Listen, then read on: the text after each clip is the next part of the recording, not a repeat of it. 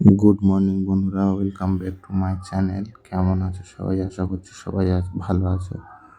তো আজকের বাড়িতে আমি একা আছি, তাই জন্য ভাবলাম একটু বিশ্রাম নিয়ে নিই।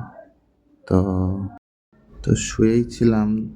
তো বাইরে মা বসে আছে, দিদিরা এসছে, আর ওদিকে পূজা রান্না করছে রান্নাঘরে, তোমাদেরকে একটু পর দেখাচ্ছি। তো শুয়ে আছি, আর এদিকে শরীরটা খুব ক্লান্ত লাগছিল, যার জন্য আজকের এই শরীরটা একটু ভালো নেই, তাই শুয়েছিলাম। কালকের রাত্রে পুজো হয়েছে, অনেকটা রাত জেগেছিলাম, তার জন্য শরীরটা বড্ড খারাপ।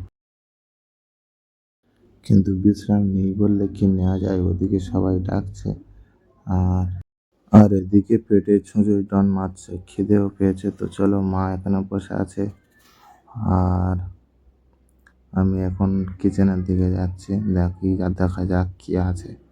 রান্নাঘরে যাই।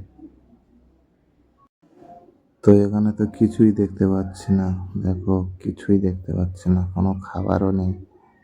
দেখা যাক। না, এখানে কিছু নেই।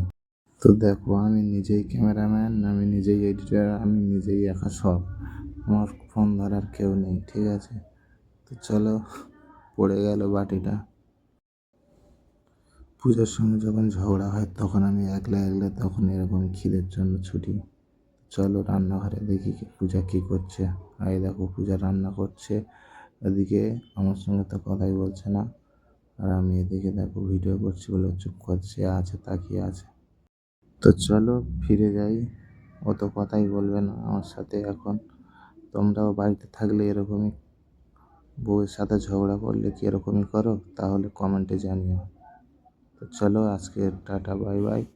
পরের ব্লগে আবার দেখা হচ্ছে। টাটা।